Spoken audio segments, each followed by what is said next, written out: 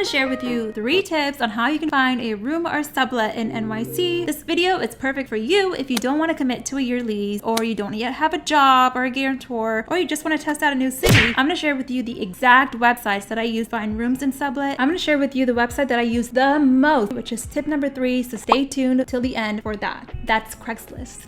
Tip number 1 is my favorite website to go find rooms. Obviously by now you know where you want to live, like what borough and your budget, and it is called Roomi. Both an app and a website, and I think it's been around for like over 4 years now. All you have to do is go onto Roomi. You can browse rooms in any borough, so Manhattan, Brooklyn, wherever you want to be in. All you have to do is sign up and create an account. Say that you're looking for a new place. Once you put where you're looking for, all you have to do is create a name, password, verify your phone number, email, yada yada, and then you're signed up for Roomi. I actually used it back in 2018 after living in San Francisco for a year. I used Roomi to find a room because I wasn't sure yet where I wanted to live, in what neighborhood. I wanted to find something temporary so that I could live in for like a month or two while I look for a longer term apartment. I would suggest personally that once you create an account, for example, if you want to live in Manhattan, click on the more filters on Roomi, check box the private room and what kind of like amenities that you want in the apartment. Now, if you're coming from out of New York City, washer dryer is probably a very hard thing for you to find for the budget that you're looking for. You need to have a Facebook and have it be connected to Roomi, which brings me to tip number 2, Facebook groups. Whether or not you use Facebook actively, Facebook groups are a huge resource when it comes to finding a room or a sublet in New York City. There are Facebook groups that you can add yourself into. Some of them are public groups, some of them are private groups. If it's a private group, you'll have to like ask to be joined into their group. Some of the groups that I recommend are Gypsy Housing, New York City Housing Rooms, Roommates NYC, NYC Rooms for Rent, Roommates, and there's so many other ones, but those are the 4 that I was a part of. Gypsy Housing was probably my favorite group because they had so many different people from different boroughs posting their actual rooms and prices. And the thing is, it's really weird trying to find a room in New York City with a bunch of roommates that you don't ever know. You don't know what their lifestyle is. Of course, before you commit to a room, make sure that you get a chance to talk, FaceTime each other if you want to figure out if you fit the vibe with one another, because it is kind of weird. And I haven't had always the best roommate experiences, but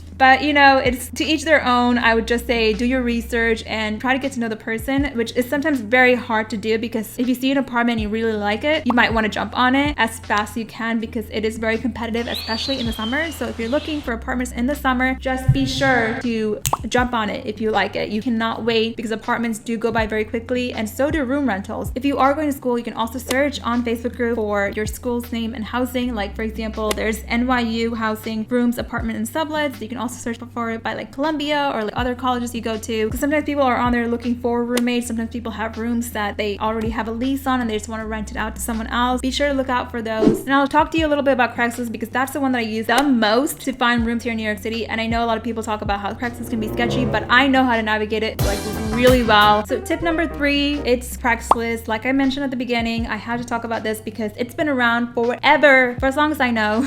I don't know how long it's been around, to be honest, but it's been around for a long time. Going to a website pre-2000s, that's how it looks like, very old school, but I love it. I think I found over like 6 or 7 sublets on Craigslist. It's super easy to use once you know how to use it. So basically, when I just go to Google and I type in Craigslist NYC rooms for rent Manhattan, and then you click on the website, obviously it's like the first link, and you just go ahead, and I like to check these few check boxes. Has image, I like to go and do the thumb or thumbnail picture. I select the neighborhoods I want, what budget that I'm looking for, and of course, and most importantly, you want to check box where it says private room. And you think that might be obvious because you're looking for a room in Manhattan, but there are some rooms on Craigslist where it says shared rooms. I find those to be very sketchy. I never wanted to live in one of those, so I never really cared to live in one of those. I always made sure when I was searching on Craigslist that I checkbox the private room, because you don't, unless if you want to. I'm not about that. I can't share a room with someone. I did that for like my freshman year in college, and I don't like that. That's not my thing. It's just I can't. It was my first time and my last time that I'm ever gonna do it on purpose.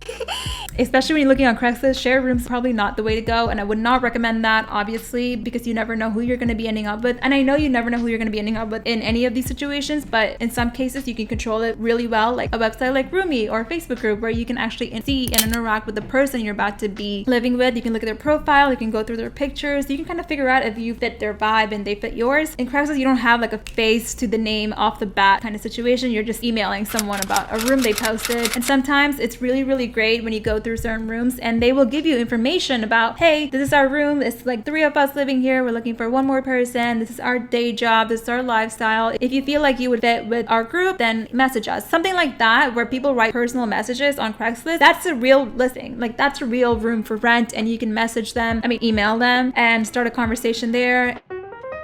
So if you're wondering what kind of documents you need to get a room or a sublet here in New York City, honestly, it's very, very different from if you were to get a 12-month lease. For a 12-month lease, you need all of these documents and get your credit run. If you have a guarantor, they need something similar and have their credit run. And unless you're trying to get an apartment through a real estate agent or with a landlord, you really don't need much for a sublet, like, at all. All I do is like show my Facebook profile or my Instagram, because they just want to know that you're a human being and that you're a pretty cool, chill person. If you don't have like a Facebook or an Instagram, that's fine. You can share your LinkedIn.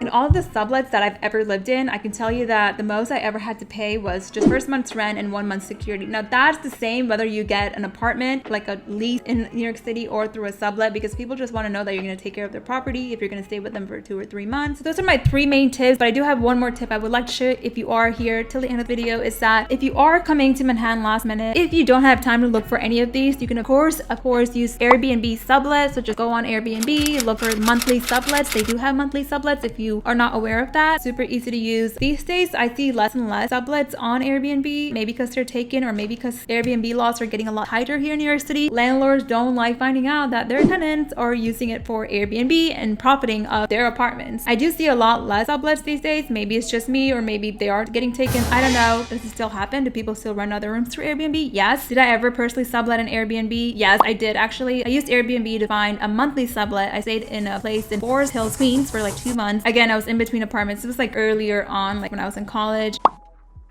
Yeah, those are the tips, you guys. I hope this video was helpful to you. It can be a lot trying to move to the city, especially because now it's getting back to how it was before 2020. Back to expensive New York. If you have any questions or comments, leave them down in the comment below. I do respond to every single one of you. So bye and safe moves to New York City.